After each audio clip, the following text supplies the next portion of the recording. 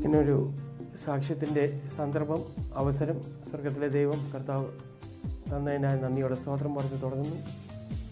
ഞാനൊരു യാഥാസ്ഥിക ബ്രാഹ്മണ കുടുംബത്തിലാണ് ജനിച്ചത്. എൻ്റെ പൂർവ്വ പിതാക്കന്മാർ അമ്പലത്തിലെ പൂജാരികളായിരുന്നു. ബ്രാഹ്മണൻ എന്ന് പറയുന്ന സംസ്കൃത പദത്തിൻ്റെ അർത്ഥം തന്നെ സൃഷ്ടികർത്താവിനെ അറിയുന്നവൻ എന്നാണ്. സൃഷ്ടികർത്താവാണ് പ്രകാശത്തിൻ്റെ ഉടയവൻ. 1993 വർഷം ഞാൻ എറണാകുളം പട്ടണത്തിൽ PBS മെമ്മോറിയൽ ഹോസ്പിറ്റൽ എന്ന് പറയുന്ന ഹോസ്പിറ്റലിൽ ഫിനാൻസ് മാനേജറായി ജോലി ചെയ്തു വന്ന കാലഘട്ടത്തിൽ ജോലിയുടെ ബന്ധത്തിൽ ചില ബുദ്ധിമുട്ടുകൾ, പ്രയാസങ്ങൾ വന്നതുകൊണ്ട് ജോലിയിൽ നിരാശ തോന്നി. ജോലി മാറാമെന്ന് വിചാരിച്ച പല സ്ഥലങ്ങളിലും ഞാൻ ജോലിക്ക് അന്വേഷിച്ചു. എൻ്റെ മനസ്സിനിണങ്ങിയ ഒരു ജോലി ലഭിച്ചില്ല താനും. ഒരു ദിവസം ഞാൻ മനസ്സ് മടുത്ത് രാജിക്കത്ത് എഴുതി ഓഫീസ് മുറിയിലിരിക്കുമ്പോൾ എൻ്റെ കൂടെ ജോലി ചെയ്തിരുന്ന ഒരു സഹപ്രവർത്തകൻ എൻ്റെ ഓഫീസ് മുറിയിലോട്ട് കയറി വന്ന ഉടനെ എന്നെ കണ്ട ഉടനെ ചോദിച്ചു, സാറെന്താ വളരെ വിഷമിച്ചിരിക്കുന്നത്, മനസ്സ് നൊന്തിരിക്കുന്നത്? ഞാൻ പറഞ്ഞു, ഞാൻ ജോലി രാജിവെച്ച് പോകാൻ തീരുമാനിച്ചു, രാജിക്കത്ത് എഴുതിയിരിക്കുകയാണ്. ഉടനെ അദ്ദേഹം മറുപടിയായിട്ട് പറഞ്ഞത്, സാറേ, ഒരു ക്രിസ്തീയ പള്ളിയിലേക്ക് വന്ന് പ്രാർത്ഥിക്കാൻ വാ, അവിടെ വന്നാൽ വലിയ വിടുതലും സമാധാനം എല്ലാം ലഭിക്കുമെന്ന്. ഞാൻ മറുപടിയായി നിഷേധിച്ചുകൊണ്ട് പറഞ്ഞു, ഞാൻ ബ്രാഹ്മണ കുടുംബത്തിൽ ജനിച്ച ഒരു വ്യക്തി, അമ്പലത്തിലല്ലാതെ വേറെ ഒരു ആരാധനാ സ്ഥലത്തും പോകാൻ എനിക്ക് അവകാശമില്ല, സാവകാശമില്ലെന്ന് പറഞ്ഞു. മറുപടിയായി അദ്ദേഹം പറഞ്ഞു, ജാതി മതഭേദ വ്യത്യാസമന്യേ ജനം പള്ളിയിൽ വരാറുണ്ട്, പ്രാർത്ഥിക്കാറുണ്ട്, സന്തോഷവും സമാധാനവും അനുഭവിക്കാറുണ്ട്. ഞാൻ നിഷേധിച്ചുകൊണ്ട് പറഞ്ഞു, സാധ്യമല്ല, വരാൻ സാധ്യമല്ലെന്ന്. എന്നെ കാണുന്ന സമയമൊക്കെയും ആ ഓഫീസിൽ ജോലി ചെയ്യുന്ന സമയമൊക്കെയും ആ ദിവസം പല പ്രാവശ്യം എന്നെ ആ പള്ളിയിലേക്ക് ക്ഷണിച്ചു. ഞാൻ നിഷേധിച്ചു. അന്ന് വൈകിട്ട് ഓഫീസിൽ നിന്ന് ഭവനത്തിലേക്ക് പോകാനുള്ള സമയം വന്നപ്പോൾ അവസാന പ്രാവശ്യം ആ ദിവസം ആ വ്യക്തി എന്നോട് പറഞ്ഞു, സാർ ഭവനത്തിൽ ചെന്നാൽ ഭാര്യയോടും കൂടി ചോദിക്കുക, ഭാര്യ വരാമെങ്കിൽ കുടുംബമായി നിങ്ങൾക്ക് പള്ളിയിലേക്ക് ആരാധിക്കാൻ വരാമല്ലോ. അപ്പം അത് കേട്ടപ്പോൾ എനിക്കൊരു ഉറപ്പുണ്ടായിരുന്നു, ഒരു ബ്രാഹ്മണ കുടുംബത്തിൽ ജനിച്ച എൻ്റെ ഭാര്യ ക്രിസ്തീയ പള്ളിയിലേക്ക് ക്ഷണം ലഭിച്ചിട്ടുണ്ടെന്ന് പറഞ്ഞാൽ നിഷേധിച്ചുകൊണ്ട് പറ്റില്ലെന്ന് പറയുമെന്നൊരു ഉറപ്പ്, ഒരു ധൈര്യം എൻ്റെ അകത്തുണ്ടായിരുന്നു. ഞാൻ സഹപ്രവർത്തകനോട് പറഞ്ഞു, ഞാൻ ഭവനത്തിൽ പോയാൽ ഭാര്യയോട് ചോദിക്കാം, ഭാര്യ വരാമെങ്കിൽ കുടുംബമായി ഞങ്ങൾ വരാമെന്ന്. അന്ന് വൈകിട്ട് ഭവനത്തിലെത്തിയപ്പം ഭാര്യയോട് ഞാൻ ചോദിച്ചു, ഒരു ക്രിസ്തീയ പള്ളിയിൽ പോകാൻ ക്ഷണം ലഭിച്ചിട്ടുണ്ട്, നിനക്ക് വരാൻ താല്പര്യമുണ്ടോ? എന്നെ അമ്പരിപ്പിച്ചുകൊണ്ട് എൻ്റെ ഭാര്യ ചിരിച്ചുകൊണ്ട് പറഞ്ഞു, നമുക്ക് പോകാമെന്ന്. ഞാൻ വിചാരിച്ചു എൻ്റെ ചോദ്യം മനസ്സിലാക്കാത്തതുകൊണ്ടായിരിക്കും അങ്ങനെ ഉത്തരം പറഞ്ഞത്. ഞാൻ ആവർത്തിച്ച് പറഞ്ഞു, ക്രിസ്തീയ പള്ളിയിലേക്കാണ്, അമ്പലത്തിലേക്കല്ല നമ്മൾ ക്ഷണിച്ചിരിക്കുന്നത്. ഞാൻ കേട്ടു, ഞാൻ വരാമെന്ന് സന്തോഷത്തോടു കൂടി പറഞ്ഞു. അതുവരെ എൻ്റെ ഭാര്യയെക്കുറിച്ച് അറിയാത്ത ചില സംഗതികൾ അന്ന് ഭാര്യ എന്നോട് എന്തുകൊണ്ടാണ് സന്തോഷത്തോടു കൂടി പള്ളിയിലേക്ക് വരാമെന്ന് പറഞ്ഞതിൻ്റെ കാര്യം ചോദിച്ചപ്പോൾ പറഞ്ഞു. ഭാര്യ കൈക്കുഞ്ഞായിരിക്കുന്ന സമയത്ത് ഭാര്യയുടെ അമ്മയ്ക്ക് ചില രോഗങ്ങളെല്ലാം പിടിപെട്ട് കൈക്കുഞ്ഞായിരുന്ന എൻ്റെ ഭാര്യയെ തൻ്റെ അമ്മയുടെ അരികിൽ കടത്താൻ പറ്റാത്ത സാഹചര്യം വന്നപ്പോൾ ഭാര്യയുടെ അപ്പൻ തൻ്റെ സുഹൃത്തിൻ്റെ ഭവനത്തിലേക്ക് ചില ദിവസങ്ങൾക്ക് വേണ്ടി കൈക്കുഞ്ഞായിരുന്ന എൻ്റെ ഭാര്യയെ മാറ്റി താമസിപ്പിച്ചു. അതൊരു ക്രിസ്തീയ കുടുംബമായിരുന്നു. ഞങ്ങളുടെ കല്യാണം കഴിയുന്നതിൻ്റെ 6 മാസം മുമ്പ് വരെ എൻ്റെ ഭാര്യ വളർന്നു വലുതായത് ആ ക്രിസ്തീയ കുടുംബത്തിൽ ഒരു ക്രിസ്തീയ രീതിയിലാണ്. എഫേസ്യർക്ക് എഴുതിയ ലേഖനം 1-ാം അധ്യായം 4-ാം വചനം പറയുന്നു, ലോകസ്ഥാപനത്തിന് മുമ്പേ നമ്മളെ ഓരോരുത്തരെയും ക്രിസ്തു യേശുവിൽ ദൈവം തിരഞ്ഞെടുത്തിരിക്കുന്നു. ഇന്ന് പുറകോട്ട് തിരിഞ്ഞു നോക്കുമ്പോൾ ഞാൻ തിരഞ്ഞെടുത്ത ഒരു ജീവിത പങ്കാളി ആയിരുന്നില്ല, എന്നാൽ എൻ്റെ ദൈവം എനിക്ക് തിരഞ്ഞെടുത്ത ഒരു ജീവിത പങ്കാളിയാണ് എൻ്റെ ഭാര്യ. ഞാനിത് പറയാൻ കാരണം, എന്നെ കേൾക്കുന്ന പ്രിയ സഹോദരി സഹോദരന്മാരോട് പറയട്ടെ, നമ്മളെക്കുറിച്ച് എല്ലാവരെക്കുറിച്ചും ദൈവത്തിനൊരു പദ്ധതിയുണ്ട്. ആ പദ്ധതി നാം തിരിച്ചറിഞ്ഞു കഴിഞ്ഞാൽ, ആ പദ്ധതിയിലേക്ക് നമ്മളെ തന്നെ ഏൽപ്പിച്ചു കഴിഞ്ഞാൽ നമ്മുടെ നന്മയ്ക്കാണ് ആ പദ്ധതി നടപ്പാക്കുന്നത്. ഭാര്യ വരാമെന്ന് പറഞ്ഞു. പിറ്റേ ദിവസം ആശുപത്രിയിൽ ഓഫീസിൽ ചെന്നപ്പോൾ സഹപ്രവർത്തകൻ ചോദിച്ചു, ഭാര്യ എന്ത് പറഞ്ഞു സാർ? വരാമെന്ന് പറഞ്ഞു, ഞങ്ങളൊരു ഞായറാഴ്ച വരാമെന്ന്. അതിനു മുമ്പ് ഞാനൊരു ക്രിസ്തീയ കൂട്ടായ്മയിൽ പോയിട്ടില്ല, ഒരു സുവിശേഷ പ്രസംഗം കേട്ടിട്ടില്ല, ഒരു വ്യക്തി എന്നോട് സുവിശേഷം അറിയിച്ചിട്ടില്ല, കേട്ടിട്ടില്ല. യേശുവിൻ്റെ മഹാരക്ഷയെക്കുറിച്ച് ഒരു ക്രിസ്ത്യാനി, ഒരു വിശ്വാസി പോലും എന്നോട് പറഞ്ഞിട്ടില്ല. ഒരു ഞായറാഴ്ച ദിവസം ഞാനും ഭാര്യയും, അന്ന് മകനേ ഉള്ളൂ, ഇന്നൊരു മകളും കൂടെയുണ്ട്, മകൻ, സഹപ്രവർത്തകൻ, ഞങ്ങൾ 4 പേരും കൂടെ ഒരു ക്രിസ്തീയ പള്ളിയിലേക്ക് യാത്ര തിരിച്ചു. അതിനു മുമ്പ് ഒരു ക്രിസ്തീയ കൂട്ടായ്മയിൽ പോയി പരിചയമില്ലാത്തതുകൊണ്ട് സഹപ്രവർത്തകനോട് യാത്ര മധ്യേ ഞാൻ ചോദിച്ചു, ആ ക്രിസ്തീയ പള്ളിയിൽ വന്നാൽ എങ്ങനെയാണ് പ്രാർത്ഥിക്കേണ്ടത്? പ്രാർത്ഥനാ പുസ്തകം വല്ലതും ഉണ്ടോ? മറുപടിയായി അദ്ദേഹം പറഞ്ഞു, സാറൊന്നും ചെയ്യണ്ട, കണ്ണടച്ചിരുന്നാൽ മതി. കേട്ടപ്പം നല്ല സുഗമമായ പ്രാർത്ഥനാ രീതി, ഉറങ്ങാം. എന്നാൽ എബ്രായ ലേഖനം 13-ാം അധ്യായം 15-ാം വചനം പറയുന്നു, നമ്മൾ അധരഫലമെന്ന സ്തോത്രയാഗം ഇടപെടാതെ കർത്താവിന് അർപ്പിക്കണമെന്ന്. അങ്ങനെ പള്ളിയിലെത്തി പ്രാർത്ഥന തുടങ്ങിയിരുന്നു. ഞങ്ങൾ ഏറ്റവും അവസാനത്തെ ബെഞ്ചിൽ പോയി ഇരുന്നു. ഒരു 5 മിനിറ്റ് സഹപ്രവർത്തകൻ പറഞ്ഞ പോലെ ഞാൻ ഇരുന്ന് കഴിഞ്ഞപ്പോൾ, കണ്ണടച്ചിരുന്ന് കഴിഞ്ഞപ്പോൾ എൻ്റെ ഹൃദയദൃഷ്ടിയിൽ ഒരു ദർശനം ഞാൻ കാണുകയാണ്. ഞാൻ കാണുന്നു മനോഹരമായ ഒരു പൂന്തോട്ടം, പൂന്തോട്ടത്തിലൊരു പാറയുടെ മുകളിൽ ക്രിസ്തു യേശു ഇരിക്കുന്നത് ഞാൻ കാണുകയാണ്. യേശുവിൻ്റെ കാൽപാദം കെട്ടിപ്പിടിച്ച് വാവിട്ട് കരഞ്ഞുകൊണ്ട് ഞാൻ എന്നെ തന്നെ ദർശനത്തിൽ കാണുന്നു. യേശുവിനോട് ഞാൻ പറയുകയാണ്, എൻ്റെ പാപങ്ങൾ ക്ഷമിക്കണമേ. യേശുവോ എൻ്റെ തലോടിക്കൊണ്ട് പറയുന്നു, നിൻ്റെ പാപങ്ങൾ ക്ഷമിക്കപ്പെട്ടിരിക്കുന്നു. അപ്പോസ്തല പ്രവൃത്തി 4-ാം അധ്യായം 12-ാം വചനം പറയുന്നു, മറ്റൊരുത്തനും രക്ഷയില്ല, നാം രക്ഷിക്കപ്പെടുവാൻ ആകാശത്തിന് കീഴിൽ മനുഷ്യർക്കിടയിൽ നൽകപ്പെട്ട വേറെ ഒരു നാമവുമില്ല. ഇത് അന്ന് എനിക്ക് അറിഞ്ഞുകൂടായിരുന്നു. ഇന്ന് ദൈവകൃപയാൽ ദൈവത്തോടു കൂടെ ചേർന്ന് നടക്കുമ്പോൾ ഞാൻ മനസ്സിലാക്കുന്നു. എന്താണ് സംഭവം എന്നറിയാതെ, ഇത് രക്ഷയുടെ ആരംഭമാണെന്ന് അറിയാതെ ഞാൻ അമ്പരന്നിരിക്കുകയായിരുന്നു. 3-3.5 മണിക്കൂർ ഞാൻ ആ പള്ളിയിലിരുന്നു. ആ ഇരുന്ന സമയം കൊണ്ട് അനേക ദർശനങ്ങൾ സ്വർഗത്തിലെ ദൈവം എൻ്റെ ഹൃദയത്തിൽ പ്രകാശിപ്പിച്ചു.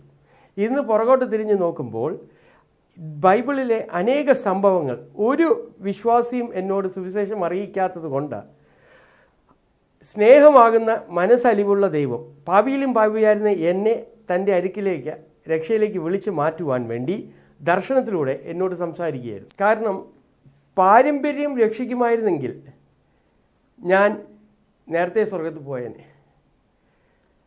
പാരമ്പര്യം പുറമേയുള്ള നമ്മുടെ നടപ്പിനെ ആണ് കാണുന്നത്. എന്നാൽ ക്രിസ്തു യേശു വന്നപ്പോൾ ഹൃദയത്തിലാണ് രൂപാന്തരം നടക്കുന്നത്. അപ്പം പുറമേ ഞാൻ ഗായത്രി മന്ത്രം ചൊല്ലുന്നതിന് മുമ്പ് കുളിച്ച് പുറമേ വൃത്തിയായി മാത്രമേ വിഗ്രഹങ്ങളുടെ മുമ്പിലിരുന്ന് പ്രാർത്ഥിക്കാൻ പറ്റുള്ളൂ. അത് പ്രാർത്ഥിച്ചിരുന്നത് എന്താണെന്നൊന്ന് പറയാമോ? ഭർഗോദേവസ് ധീമഹി ദിയോയോന പ്രചോദയ തത് സതിർവഴേനെ. അതിൻ്റെ ഉള്ളടക്കം എന്താണെന്ന് വെച്ചാൽ, ദൈവമേ, ഞങ്ങൾ ഈ ലോകത്തിലുള്ളപ്പോൾ ഇരുളിലാണ് നടക്കുന്നത്, എന്നാൽ നിൻ്റെ പ്രകാശനം ഞങ്ങളുടെ ലഭിക്കുമ്പോൾ ഞങ്ങൾ പ്രകാശത്തിൽ നടക്കുമാറാകുന്നു. ഇതാണ് അതിൻ്റെ സത്ത്. ഇതിൻ്റെ കൃപയാണെന്ന് ഞാൻ പറയുന്നു. കാരണം റോമാലേഖനം 1-ാം അധ്യായത്തിൽ അപ്പോസ്തലനായ പൗലോസ് പറയുന്നു, സൃഷ്ടിയെ സേവിക്കുന്നവർ ഒരിക്കലും രക്ഷയിലേക്ക് വരുന്നില്ല. ഞാൻ അതുപോലെ ഒരു കാലഘട്ടത്തിലായിരുന്നു. സൂര്യനെ നോക്കിയാണ് ഞാൻ ഈ പ്രാർത്ഥിക്കുന്നത്. എന്ന് പറഞ്ഞാൽ ഉൽപ്പത്തി പുസ്തകം 1-ാം അധ്യായത്തിൽ 14-ാമത്തെ വചനത്തിൽ അടയാളങ്ങൾക്ക് വേണ്ടി സൃഷ്ടിച്ച് വെച്ച് ആ സൂര്യനെ ഞാൻ നമസ്കരിക്കുമ്പോൾ അതിൽ തന്നെ കഴിഞ്ഞു പോയിരുന്നെങ്കിൽ ഞാൻ ഒരിക്കലും രക്ഷയിലേക്ക് വരില്ലായിരുന്നു. അഹം ബ്രഹ്മാസ്മി എന്ന് ഞാൻ പറയുമ്പോൾ സൃഷ്ടികർത്താവിനെ അറിയുന്നവനാണ് ഞാൻ. യേശുവിനെ ഉൾക്കൊണ്ടപ്പോഴാണ്, ഹൃദയത്തിൽ സ്വീകരിച്ചപ്പോഴാണ് സൃഷ്ടികർത്താവിനെ അറിയുന്നത്. കാരണം കൊളോസ്യ ലേഖനം 1-ാം അധ്യായം 15-16 വചനം പറയുന്നു, അവൻ അദൃശ്യനായ ദൈവത്തിൻ്റെ പ്രതിമയും സർവ്വസൃഷ്ടിക്കും ആദിജാതനാകുന്നു. സ്വർഗത്തിലുള്ളതും ഭൂമിയിലുള്ളതും ദൃശ്യമായതും അദൃശ്യമായതും സിംഹാസനങ്ങളാട്ടെ, കർത്തൃത്വങ്ങളാട്ടെ, വാഴ്ചകളാട്ടെ, അധികാരങ്ങളാകട്ടെ, സകലവും അവൻ മുഖാന്തരം സൃഷ്ടിക്കപ്പെട്ടിരിക്കുന്നു, അവനുമായിട്ട് സൃഷ്ടിക്കപ്പെട്ടിരിക്കുന്നു. അപ്പോൾ ഈ യേശുവിനെ ഹൃദയത്തിൽ ഉൾക്കൊള്ളുക എന്നുള്ളതാണ് യഥാർത്ഥ രൂപാന്തരത്തിൻ്റെ, അഹം ബ്രഹ്മാസ്മിയുടെ അർത്ഥം ആയിത്തീരുന്നത്. ഞാൻ പറഞ്ഞില്ലേ, പുറമേ കുളിക്കും, എന്നാൽ അകത്ത് യേശു പറഞ്ഞു ഗിരിപ്രഭാഷണത്തിൽ ഇങ്ങനെ പറഞ്ഞു, നിൻ്റെ അകത്ത് നിൻ്റെ സഹോദരനോട് ഒരു ചിന്തയുണ്ടെങ്കിൽ നീ പാപം ചെയ്തിരിക്കുക. അങ്ങനെ നോക്കുമ്പോൾ പാപിയിലും പാപിയാണ് ഞാൻ എന്ന് പറഞ്ഞതിൽ ഏറ്റവും അർത്ഥവത്തായിട്ട്. കാരണം ഒരു പ്രാവശ്യം പോലും, ചിലപ്പോൾ എൻ്റെ കുടുംബം വളരെ സാമ്പത്തികമായി മുന്നോട്ടുള്ളതായിരുന്നു, പാരമ്പര്യമായി മുന്നോട്ടുള്ളതായിരുന്നു. ശബരിമല 18-19 വർഷം കയറി ഇറങ്ങിയ ഓർമ്മ ഇന്നുമുണ്ട്. ശബരിമല സന്നിധാനത്തിൽ എൻ്റെ ഭൗതിക പിതാവിൻ്റെ പേരിൽ ഇന്നും ഒരു കെട്ടിടമെല്ലാം ഉണ്ട്. അപ്പോൾ പാരമ്പര്യം നോക്കുമ്പോൾ ഉന്നതമായ പാരമ്പര്യം. പക്ഷെ അകം മുഴുവൻ ഈ ലോകത്തിൻ്റെയും പാപത്തിൻ്റെയും ചുരുളുകളും കെട്ടുകളായിരുന്നു. അങ്ങനെ ഞങ്ങൾ അന്ന് പള്ളിയിൽ നിന്ന് തിരിച്ച് ഭവനത്തിലേക്ക് വന്നു. ഒരു രൂപാന്തരവും മാറ്റവും എൻ്റെ ജീവിതത്തിൽ ഉണ്ടായിരുന്നില്ല. കൃത്യം ആ ദിവസം പള്ളിയിൽ പോയി കഴിഞ്ഞ് കൃത്യം 30 ദിവസം കഴിഞ്ഞപ്പോൾ എറണാകുളത്ത് മുത്തൂറ്റ് ക്യാപിറ്റൽ എന്ന് പറയുന്ന സ്ഥാപനത്തിൽ ഉന്നതമായൊരു ജോലി ദൈവകൃപയാൽ എനിക്ക് ലഭിച്ചു. 1995 നവംബർ 16 ഞാൻ ആലുവ സ്ഥിതി ചെയ്യുന്ന ഫെഡറൽ ബാങ്കിൽ കമ്പനി സെക്രട്ടറിയായി ജോയിൻ ചെയ്തു. ജൂലൈ 7, 1997 ആണ് എൻ്റെ ജീവിതത്തെ മാറ്റിമറിച്ച ദിവസം ഉണ്ടായത്. സംഭവം എങ്ങനെയാണ്? അന്ന് രാവിലെ ഞാൻ ബാങ്കിൽ ജോലിക്ക് പോയപ്പോൾ ബാങ്കിൻ്റെ ചെയർമാൻ എന്നോട് പറഞ്ഞു, ബാങ്കിൻ്റെ കണക്കെല്ലാം തിട്ടപ്പെടുത്തി തൻ്റെ പക്കൽ കൊടുക്കണമെന്ന്. അപ്പോൾ ബാങ്കിൻ്റെ കണക്ക് സാധാരണ ബിസിനസ് കണക്ക് പോലെയല്ല. ഒരു നയാ പൈസ വ്യത്യാസമുണ്ടെങ്കിൽ അതിന് ജോലിക്കാരൻ ഉത്തരവാദിയാണ്, അത് അക്കൗണ്ടബിളാണ്. എനിക്ക് ജോലി പോകാൻ സാധ്യത അന്നുണ്ടായി. കാരണം ബാങ്കിൻ്റെ കണക്ക് തിട്ടപ്പെടുത്തി ക്രമീകരിച്ച് വരുന്നപ്പോൾ വൈകിട്ട് 7 മണിയായപ്പോൾ രാവിലെ 10 മണിക്ക് തുടങ്ങിയ പ്രയത്നം ലക്ഷങ്ങളുടെ ഭീമമായ തുക ക്രമം വരാതെ നിൽക്കുക. ഞാൻ ചെയർമാനോട് പോയി പറഞ്ഞു, സാറേ കണക്ക് ക്രമമാകുന്നില്ല. അദ്ദേഹം പറഞ്ഞു, നാളെ ഉച്ചവരെ ഞാൻ സമയം തരാം, അതിൻ്റെ അകത്ത് നിങ്ങൾ കണക്ക് ക്രമമാക്കി തരണം, എന്ത് ചെയ്യും എനിക്കറിയേണ്ടെന്ന്. ഞാൻ അന്ന് മനം തകർന്ന് തിരിച്ച് എൻ്റെ ഭവനത്തിലേക്ക് വന്നു. ഭവനത്തിലേക്ക് വരുന്നതിന് മുമ്പ് ഭാര്യയോട് ഫോണ് വിളിച്ച് ഓഫീസിൽ നിന്ന് പറഞ്ഞു പ്രാർത്ഥിക്കാൻ. അപ്പോൾ എൻ്റെ പാരമ്പര്യ പ്രാർത്ഥനാ രീതിയായിരുന്നു. അപ്പോൾ ഞങ്ങൾ താമസിച്ചിരുന്ന ആ ബിൽഡിങ്ങിൽ വേറൊരു ഫ്ലാറ്റിൽ സൂസി ചാക്കോ എന്ന് പറയുന്ന വിധവയായ ഒരു സഹോദരി ഇന്നും അവിടെ താമസിക്കുന്നുണ്ട്. വളരെ ഭക്തയായ ബൈബിളെല്ലാം വായിക്കുന്ന ഒരു സഹോദരി. എൻ്റെ ഭാര്യയോട് ഒരു സുഹൃത്തായിരുന്നു ആ ഫ്ലാറ്റിൽ. അപ്പോൾ ഞാൻ തിരിച്ച് ഭവനത്തിലേക്ക് വൈകിട്ട് രാത്രി വന്നപ്പോൾ ഭാര്യ ആ സഹോദരി വിളിച്ച് എൻ്റെ ഭവനത്തിൽ ഇരുത്തിയിട്ടുണ്ട്. ഞാൻ ഭവനത്തിലേക്ക് കയറി വന്ന ഉടനെ ആ സഹോദരി എന്നോട് പറഞ്ഞു, കർത്താവിനോട് പ്രാർത്ഥിക്കാം. എന്നാൽ ആ സമയം വരെ ഞാൻ എൻ്റെ യേശുവായ കർത്താവുമായി ഒരു ബന്ധവുമില്ല. എൻ്റെ കർത്താവ് ഞാൻ തന്നെയായിരുന്നു. ആ സഹോദരി കർത്താവിനോട് പ്രാർത്ഥിക്കാൻ പറഞ്ഞപ്പോൾ ഞാൻ തലയാട്ടി കാണിച്ചു, ഒന്നും മനസ്സിലായില്ല. ബൈബിൾ ആ സഹോദരി എനിക്ക് വേണ്ടി വായിച്ചു, പ്രാർത്ഥിച്ചു, ഒന്നും എനിക്ക് മനസ്സിലായില്ല. അത് കഴിഞ്ഞ് രാത്രി 1 മണി 1:30 മണി വരെ ഞാൻ ബാങ്കിൽ നിന്ന് കൊണ്ടുവന്ന പേപ്പറെല്ലാം പരിശോധിച്ചു, ഒന്നും ക്രമമായി തീരുന്നില്ല. മനസ്സ് തകർന്നു, ശരീരം തകർന്നു. നാളെ ജോലി പോയാൽ എന്ത് ചെയ്യുമെന്നൊരു ചോദ്യചിഹ്നം എൻ്റെ ജീവിതത്തെ അലട്ടാൻ തുടങ്ങി. മനോഭാരം കൊണ്ട് ഞാൻ ക്ഷീണിതനായി കടക്കൽ കടന്ന് ഉറക്കം വരുന്നില്ല. പിറ്റേ ദിവസം പുലർച്ചെ 4 മണി 4:15 മണിയായപ്പോൾ ഞാൻ കടന്നിരുന്ന ഇരുൾ നിറഞ്ഞ ബെഡ്റൂമിൽ ഞാനൊരു ശബ്ദം കേട്ടു. ആ ശബ്ദം പറയുന്നത്, ബാങ്കിൻ്റെ ഈ കണക്കിൽ എന്താണ് ക്രമക്കേട് പറ്റിയത്, എങ്ങനെ ക്രമമാക്കി തീർക്കാം. ഞാൻ ചാടി എഴുന്നേറ്റ് ലൈറ്റ് ഓൺ ചെയ്തു. ആരെയും കാണുന്നില്ല, ശബ്ദം കേൾക്കാം. ഞാൻ വിചാരിച്ചു എൻ്റെ സമനില തെറ്റിയതാണെന്ന്. ഇന്ന് കർത്താവുമായി കൃപയാൽ കൂടെ നടക്കുമ്പോൾ യെശയ്യാവിൻ്റെ പുസ്തകം 30-ാം അധ്യായം 21-ാം വചനം പറയുന്നു, നിങ്ങൾ ഇടത്തോട്ടോ വലത്തോട്ടോ തിരിയുമ്പോൾ വഴി ഇതാകുന്നു, ഇതിൽ നടന്നുകൊള്ളുവിൻ എന്നൊരു വാക്ക് പിറകിൽ നിന്ന് കേൾക്കും. വാതിൽ അടഞ്ഞ് വഴി മുട്ടി നിൽക്കുന്ന സഹോദര, എൻ്റെ ജീവിതത്തിൽ അന്ന് അനുഭവമായത്, സ്വർഗത്തിലെ ദൈവം എന്നെപ്പോലെ സാധാരണ ഒരു വ്യക്തിക്ക് തൻ്റെ ജീവിതത്തിലെ മാർഗം വഴി. ഈ ശബ്ദം കേട്ട് ഞാൻ വിചാരിച്ചത് എൻ്റെ സമനില തെറ്റി, ആരും കാണുന്നില്ല, എൻ്റെ മെൻ്റൽ ബാലൻസ് പോയി എന്നാണ് വിചാരിച്ചത്. അത് കഴിഞ്ഞ് ഞാൻ ഒരു ടേബിളിൽ വന്നു. 4-4:15 മണിക്ക് 7 മണി വരെ ഞാൻ കണക്ക് പരിശോധിച്ചുകൊണ്ടിരുന്നു. അയൽവാസി സഹോദരി 7 മണിയായപ്പോൾ എൻ്റെ ഭവനത്തിലേക്ക് കയറി വന്നു. എന്നോട് പറഞ്ഞു, ബ്രദറിന് വേണ്ടി ഇന്നലെ ഞാൻ പ്രാർത്ഥിച്ചുകൊണ്ടിരുന്നപ്പോൾ രാത്രി അവർക്ക് കർത്താവ് ഒരു ദർശനം കൊടുത്തു, 7 എന്ന സംഖ്യ. അപ്പോൾ ബൈബിൾ പ്രകാരം, ദൈവവചനപ്രകാരം 7 എന്ന സംഖ്യ പൂർണ്ണതയാണ്. ഇന്ന് പുറകോട്ട് തിരിഞ്ഞു നോക്കുമ്പോൾ എനിക്ക് മനസ്സിലാക്കാം, എൻ്റെ പൂർണ്ണ രക്ഷ ദൈവം ഒരുക്കുന്ന ദിവസമാക്കിയിരുന്നു. ആ സഹോദരി വന്ന് വീണ്ടും ഈ 7 എന്ന സംഖ്യ ദർശനം ലഭിച്ചൊക്കെ പറഞ്ഞു. വചനം വായിച്ചു, എനിക്ക് വേണ്ടി പ്രാർത്ഥിച്ചു. വചനം വായിച്ചപ്പോഴൊന്നും എനിക്ക് മനസ്സിലായില്ല. കാരണം ആ സമയം വരെ എനിക്ക് യേശുവുമായി ഒരു ബന്ധവുമില്ല, ബൈബിൾ ഞാൻ വായിച്ചിട്ടില്ല, കേട്ടിട്ടില്ല. ആ സമയം വരെ ഈ സഹോദരി എനിക്ക് വേണ്ടി പ്രാർത്ഥിച്ചു പോയി. രാവിലെ 9 മണിയായി. കുളിക്കാൻ കുളിമുറിയിൽ കയറി. ആദ്യത്തെ പാത്രം വെള്ളം എൻ്റെ തലയിൽ കുളിക്കാൻ എൻ്റെ തലയിൽ ഒഴിക്കുമ്പോൾ എൻ്റെ കണ്ണിൻ്റെ മുമ്പിൽ ജീവനുള്ള മനുഷ്യരെ കാണുന്ന പോലെ ദർശനം ഞാൻ കാണുകയാണ്. ഞാൻ കാണുന്നു, യേശു നദിയിൽ സ്നാനം കഴിഞ്ഞ് എഴുന്നേറ്റ് വരുന്നു. ആകാശത്തിൽ നിന്ന് ഒരു പ്രാവ് യേശുവിലേക്ക് വരുന്നത്. മത്തായിയുടെ സുവിശേഷം 3-ാം അധ്യായത്തിലെ സംഭവമാണ്. യേശു സ്നാനം കഴിഞ്ഞ് എഴുന്നേറ്റ് വരുമ്പോൾ പരിശുദ്ധാത്മാവ് യേശുവിലേക്ക് വരുന്ന ആ സംഭവം എൻ്റെ അവിശ്വാസക്കുറവ് കൊണ്ട് ഒരു ദർശനത്തിലൂടെ വീണ്ടും ദൈവം സംസാരിക്കുകയായിരുന്നു. ആ സമയം ഞാൻ ദൈവം ശബ്ദം കേട്ടു. ദൈവം എന്നോട് പറഞ്ഞത്, ഇപ്പോൾ നീ നിൽക്കുന്ന സമയത്തൊരു തീരുമാനമെടുക്കണം. ഒന്നിൽ നീ ആദരിച്ച് കൈകൊണ്ടുവരുന്ന ആചാരങ്ങളുടെ പുറകെ നീ പോയിക്കൊള്ളുക. ഇല്ല, സകലത്തെയും വിട്ടെറിഞ്ഞ് എന്നെ മാത്രം നിൻ്റെ രക്ഷകർത്താവായി നിൻ്റെ ദൈവമായി സ്വീകരിച്ച് എന്നെ മാത്രം പിൻപറ്റുക. ദൈവകൃപയാൽ ഞാൻ അണിഞ്ഞിരുന്ന പൂണൂൽ പൊട്ടിച്ച് വലിച്ചെറിഞ്ഞു. ഞാൻ എൻ്റെ മാലയിൽ ഒരു ആനയുടെ മുഖം ലോക്കറ്റായി ധരിച്ചിരുന്നു, പൊട്ടിച്ച് വലിച്ചെറിഞ്ഞു. യേശുവിൻ്റെ സാന്നിധ്യ അനുഭവമുള്ള ആ റൂമിൽ ഞാൻ നെടുമ്പാട് വീണ് യേശുവിനോട് ഞാൻ ഇങ്ങനെ ഒരു തീരുമാനമെടുത്ത് പറഞ്ഞു, യേശുവെ, ഈ നിമിഷം മുതൽ എൻ്റെ ദേഹം, ദേഹി, ആത്മാവ് ഞാൻ അങ്കിലേക്ക് സമർപ്പിക്കുകയാണ്. ഇന്നു മുതൽ എൻ്റെ ജീവിതത്തിൽ അങ്ങ് എൻ്റെ രക്ഷകൻ, എൻ്റെ ദൈവം, അങ്ങല്ലാതെ വേറെ ദൈവമില്ല. ഇതൊരു വ്യക്തി അല്ലെങ്കിൽ ഏതെങ്കിലും ഒരു മതപ്രസംഗകൻ വന്നു പറഞ്ഞിട്ടല്ല, നേരിട്ട് ദൈവം വെളിപ്പെടുത്തി തന്ന ഒരു വെളിപ്പാട്. കൃപ, ദൈവകൃപ. ഞാൻ ആ മുറിയിൽ ആ സമയം ഞാനിത് പറഞ്ഞ ഉടനെ എൻ്റെ ഹൃദയത്തിലേക്ക് ദൈവത്തിൻ്റെ ആത്മാവിൻ്റെ ശക്തിയാൽ എന്ന് ഞാൻ പറയട്ടെ, എൻ്റെ ജീവിതത്തിലെ അനേക പാവങ്ങളുടെ ചുരുളുകൾ കെട്ടഴിഞ്ഞ് എൻ്റെ മുമ്പിൽ തുറന്നു കിടക്കുക. ഞാൻ യേശുവിനോട് പറഞ്ഞു, യേശുവെ, ഈ പാവങ്ങളെല്ലാം, എൻ്റെ പാവങ്ങളെല്ലാം നീ ക്ഷമിക്കണമേ എന്ന് പ്രാർത്ഥിച്ചു. ഒരു 3/4 മണിക്കൂർ കരഞ്ഞ് വിലപിച്ച് യേശുവിനോട് പ്രാർത്ഥിച്ചു. കുളിച്ച് പുറത്തിറങ്ങി ഭാര്യയോട് പറഞ്ഞു, ഇന്ന് മുതൽ നമ്മുടെ ജീവിതത്തിൽ, നമ്മുടെ കുടുംബത്തിൽ യേശുവല്ലാതെ മറ്റാരെയും നാം ആരാധിക്കില്ല, ആരോടും പ്രാർത്ഥിക്കില്ല.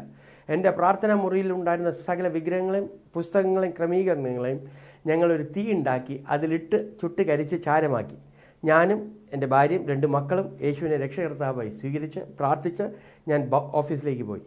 തലേ ദിവസം ലക്ഷങ്ങളുടെ ഭീമമായ തുക കണക്കിൽ വ്യത്യാസമുണ്ടായിരുന്നത് അന്ന് ഉച്ചയോടുകൂടെ ഞാൻ എന്നെ തന്നെ എൻ്റെ യേശുവിൻ്റെ കരങ്ങളിലേക്ക് മാറ്റി കൊടുത്ത് പോയി കഴിഞ്ഞപ്പോൾ വെറും 182 രൂപ ചില്ലുവാനും പൈസ മാത്രം ക്രമമാകാതെ ബാക്കി എല്ലാം ക്രമമായി തീർന്നു. അന്നും ഇന്നും ഞങ്ങൾക്കറിഞ്ഞുകൂടാ ഇതെങ്ങനെ സംഭവിച്ചു.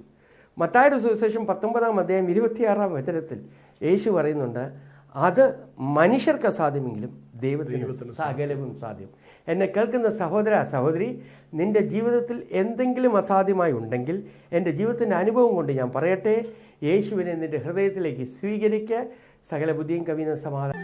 ഈ ദൈവത്തിൻ്റെ വലിയൊരു കൃപ 2 തിമോത്തിയ ലേഖനം 2:13 പറയുന്നു, നാം അവിശ്വസ്തരായി ഇരുന്നാലും അവൻ വിശ്വസ്തനായി പാർക്കുന്നു, തൻ്റെ സ്വഭാവം ത്യജിക്കുവാൻ അവന് കഴിയുകയില്ലല്ലോ.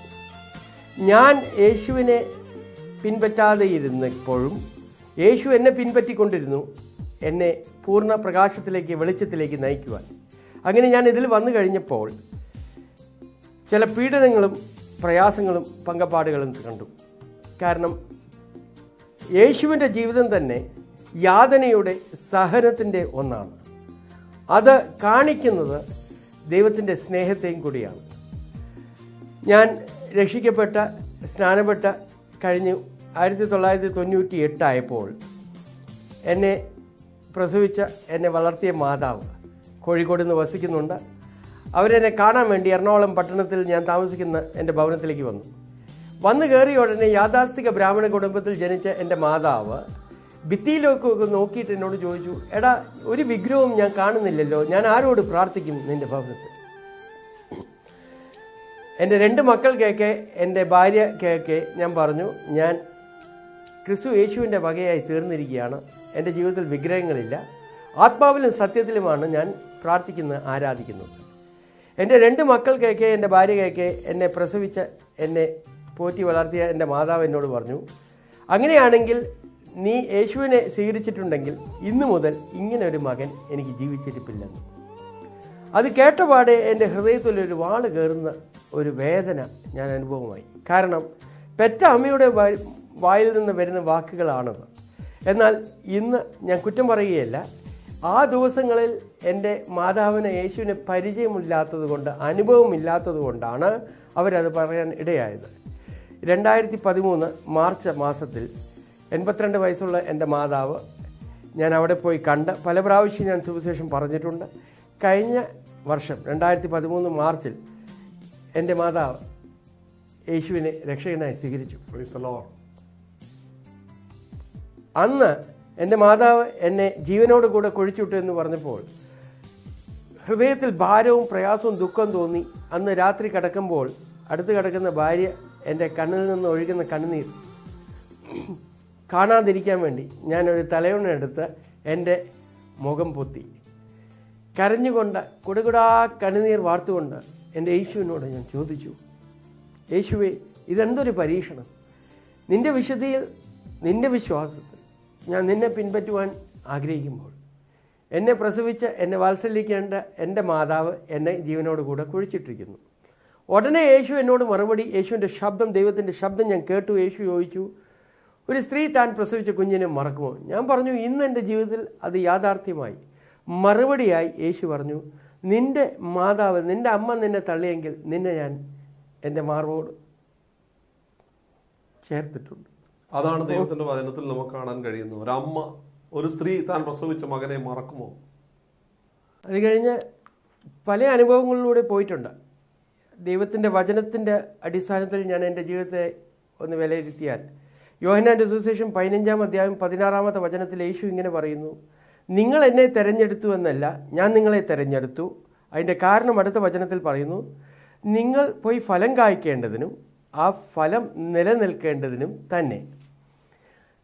ഒരു ബൈബിൾ കോളേജോ ഒരു സൺഡേ സ്കൂളിലോ പോകാത്ത എന്നെ സ്വർഗത്തിലെ ദൈവം തിരഞ്ഞെടുത്തു എന്നൊറ്റ കാരണം കൊണ്ട്, അപ്പോസ്തല പ്രവൃത്തി 1-ാം അധ്യായം 8-ാം വചനം പറയുന്നത് പോലെ, പരിശുദ്ധാത്മാവ് നിങ്ങളുടെ മേൽ വന്ന് ആവസിച്ച് കഴിയുമ്പോൾ നിങ്ങൾ ശക്തി പ്രാപിച്ച് ലോകത്തിൻ്റെ അറ്റത്തോളം എൻ്റെ സാക്ഷികളായിത്തീരും. കർത്താവിൻ്റെ കൃപയാൽ ഒന്ന് മാത്രം. ഞാൻ അമേരിക്കയിൽ വലിയ വലിയ പ്രാസംഗികർ പ്രസംഗിക്കുന്ന നോർത്ത് അമേരിക്കൻ പെന്തക്കോസ്റ്റൽ കോൺഫറൻസിൽ ഒരു സാക്ഷിയായി വചനം പറയാൻ ദൈവം കൊണ്ടുപോയി. ന്യൂസിലാൻഡിൽ കൊണ്ടുപോയി. അനേക സ്ഥലങ്ങളിൽ ഇന്ത്യയിൽ അവൻ്റെ സാക്ഷിയായി നിൽപ്പാൻ ഈ യേശുവിൻ്റെ സ്നേഹം എന്നിൽ വന്നത് എങ്ങനെ എന്ന് ഇപ്പോൾ ഞാൻ പറഞ്ഞ സാക്ഷ്യം പോലെ തന്നെ അനേകരോട് സാക്ഷ്യം പറഞ്ഞുകൊണ്ട് ആ സാക്ഷ്യത്തിലൂടെ അനേകരെ ആശ്വസിപ്പിക്കാനും, എൻ്റെ ജീവിതത്തിൽ നടന്ന ഒരു സംഭവം ഞാൻ ഇന്നും മറക്കില്ല. ഞാൻ ഒരു 4 വർഷം മുമ്പ് എറണാകുളം മെറൈൻ ഡ്രൈവിൽ ഫെഡറൽ ടവേഴ്സ് എന്ന് പറയുന്ന ബാങ്കിൻ്റെ ക്വാർട്ടേഴ്സിൽ താമസിച്ചുകൊണ്ടിരുന്നപ്പോൾ ഒരു ദിവസം രാവിലെ ഞാൻ ബാങ്കിൻ്റെ ഒരു മീറ്റിങ്ങിന് പോകാൻ തയ്യാറെടുത്തിരിക്കുമ്പോൾ ഒരു 9 മണി ആയപ്പോൾ ഒരു വ്യക്തി എന്നെ ഫോണിൽ വിളിച്ചു.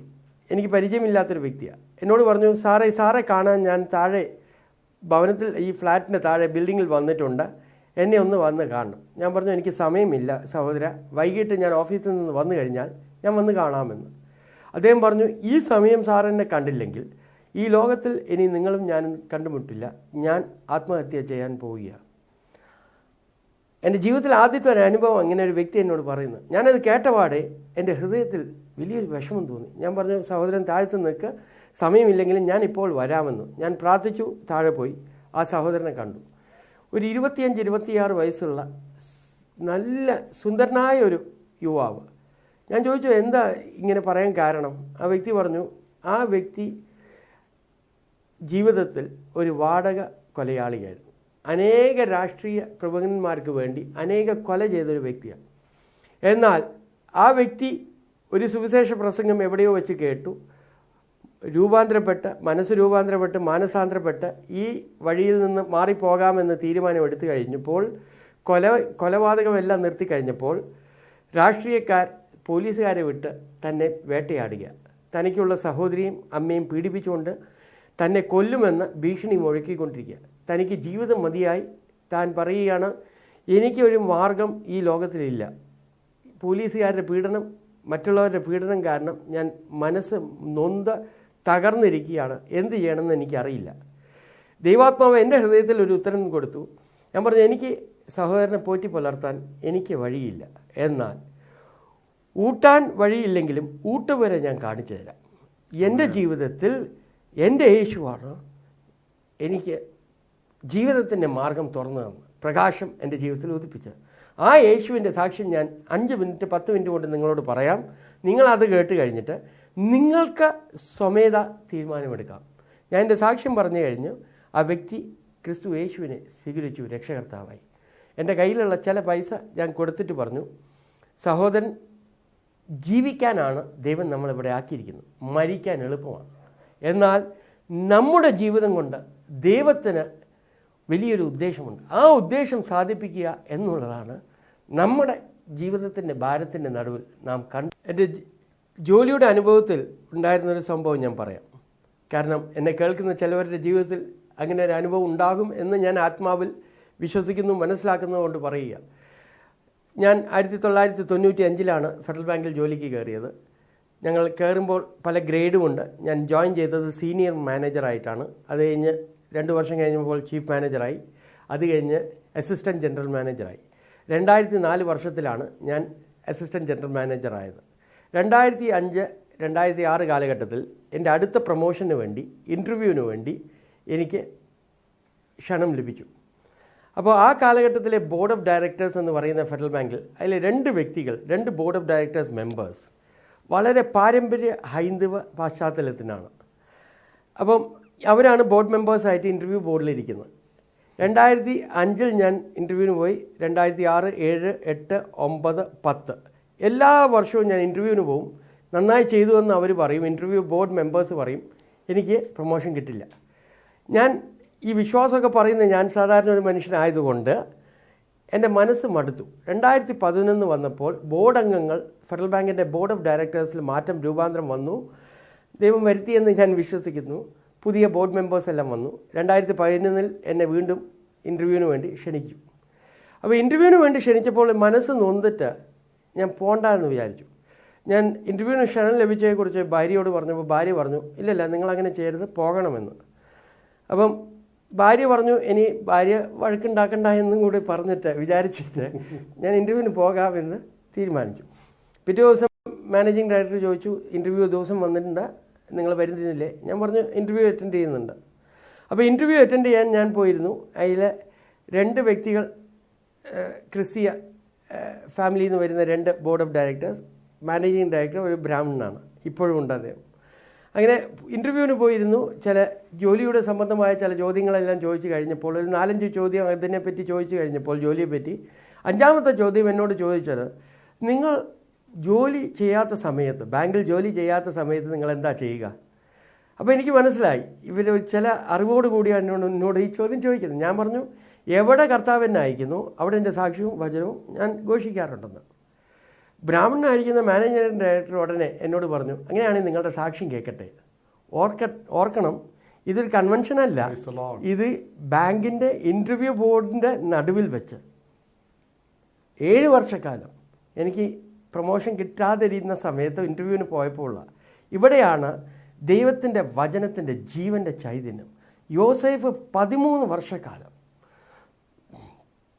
പ്രയാസത്തിൽ കൂടെയും ഞെരുക്കത്തിൽ കൂടെയും നടന്നെങ്കിലും അവന് കൊടുത്ത ദർശനം കൊടുത്ത ദൈവം അവനെ ഉയർത്തി. ഇത് വായിക്കുമ്പോൾ വളരെ സന്തോഷം തോന്നും. എന്നാൽ ജീവിതത്തിൽ അനുഭവമാകുമ്പോഴാണ് ഈ ദൈവത്തിൻ്റെ കരുണയും ദയയും സ്നേഹവും എന്തെന്ന് നാം മനസ്സിലാക്കുന്നത്. ഞാൻ സാക്ഷ്യം ഒരു 5-10 മിനിറ്റ് കൊണ്ട് ഇൻ്റർവ്യൂവിൻ്റെ സമയത്തിൽ അവരോട് പറഞ്ഞു. ഇൻ്റർവ്യൂ കഴിഞ്ഞു. അന്ന് രാത്രി 10-10:30 മണിയായപ്പോൾ മാനേജിംഗ് ഡയറക്ടർ എൻ്റെ മൊബൈലിലേക്ക് വിളിച്ചിട്ട് പറഞ്ഞു, നിങ്ങൾക്ക് പ്രൊമോഷൻ തന്നിരിക്കുകയാണ്. അപ്പോൾ ഞാൻ പറഞ്ഞു, വളരെ സന്തോഷമുണ്ട്.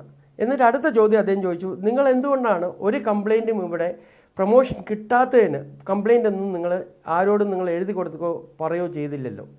ഞാൻ പറഞ്ഞു, സ്വർഗത്തിലെ ദൈവം എനിക്ക് ഇൻ്റർവ്യൂവിൽ പ്രൊമോഷൻ തരണമെങ്കിൽ തരുമെന്നൊരു വിശ്വാസം എനിക്ക് അകത്തുണ്ടായിരുന്നു എന്ന് ഞാൻ പറഞ്ഞു.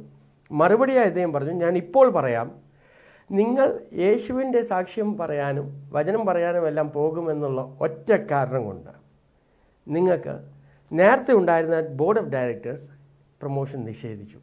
എൻ്റെ ഹൃദയത്തിൽ ഓടി വന്ന വാക്ക് വചനം. യേശു പറഞ്ഞു, എൻ്റെ നിമിത്തം ഈ ലോകത്തിൽ വെച്ച് നിങ്ങൾക്ക് എന്തെങ്കിലും നഷ്ടപ്പെട്ടാൽ, അമ്മയോ അപ്പനോ സഹോദരനോ സാമ്പത്തികമായോ, അത് മുഴുവൻ 100 മടങ്ങായി തരുന്ന ഒരു ദൈവം ജീവിക്കുന്നു. എൻ്റെ ജീവിതത്തിൻ്റെ അനുഭവത്തിൽ നിന്നാണ് ഞാനത് പറയുന്നത്.